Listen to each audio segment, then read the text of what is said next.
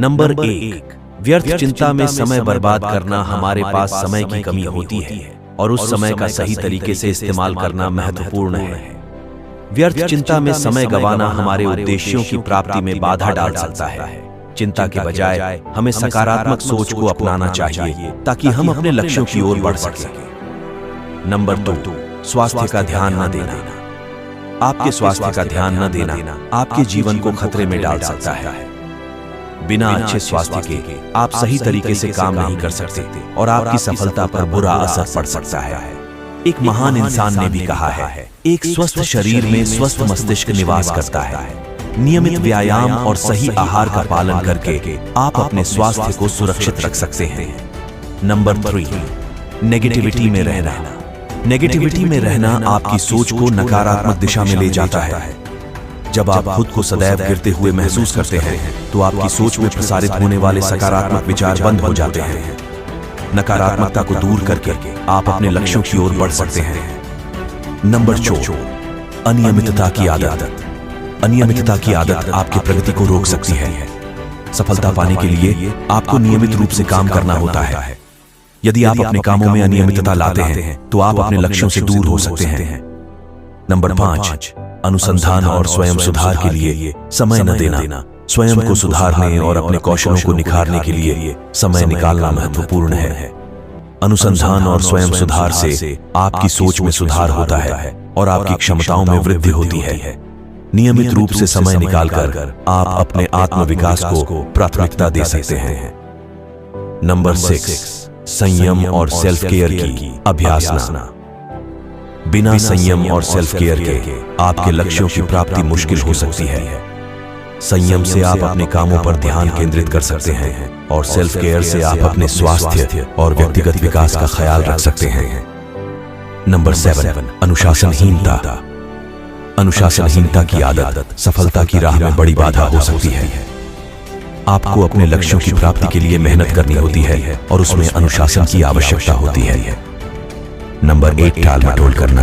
टाल मटोल करना या किसी बात को टालना और बहाने बनाना एक सामान्य आत्म नुकसान पहुंचाने वाला व्यवहार है।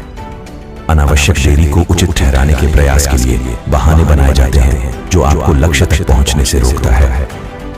नंबर 9, निष्क्रियता में रहना। निष्क्रियता में रहना आपकी सफलता की राह में बड़ी बाधा हो सकती है।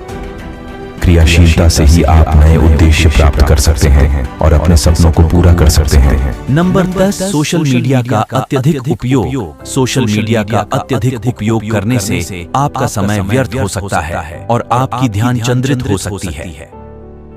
सोशल मीडिया का इस्तेमाल सही मात्रा में रखकर आप अपने कामों पर ध्यान केंद्रित कर सकते हैं और अपनी सफलता की ओर बढ़ सकते हैं। नंबर 11, विवादों में पड़ना। विवादों में पड़कर आप अपने समय और ऊर्जा को बर्बाद कर सकते हैं। विवादों को दूर रखकर आप अपने काम में पूरी तरह से ध्यान केंद्रित कर सकते हैं और अपने लक्ष्यों की प्राप्ति में सहायक हो सकते हैं।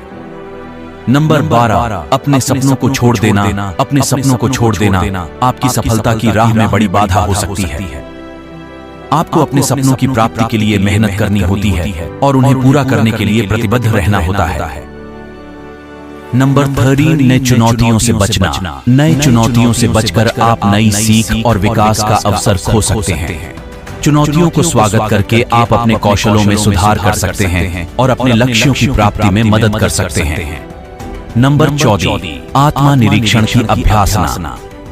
आत्मा निरीक्षण से आप अपने कमजोरियों और गलतियों को समझ सकते हैं और उन्हें सुधारने का मार्ग निकल सकते हैं। आपको आत्मा निरीक्षण का अभ्यास करने से अपने आत्म विकास में मदद मिल सकती है और आप अपने लक्ष्यों की ओर बढ़ सकते हैं। नंबर 15, समर्पण। समर्पण के बिना आप अपने लक्ष्यों की प्राप्ति में सफल नहीं हो सकते हैं। समर्पण से आप अपने कामों को निष्ठा से कर सकते हैं और सफलता प्राप्त कर सकते हैं। नंबर 16, संयम पूर्ण खर्च। अपने धन का संयम पूर्ण खर्च करना महत्वपूर्ण है ताकि आप आवश्यकताओं के साथ साथ भविष्य के लिए भी पैसे बचा सकें। फालतू जगह पैसे खर्च करने से आपका फाइनेंस मैनेजमेंट बिगड़ सकता है और आपकी सफलता पर बुरा असर पड़ सकता है।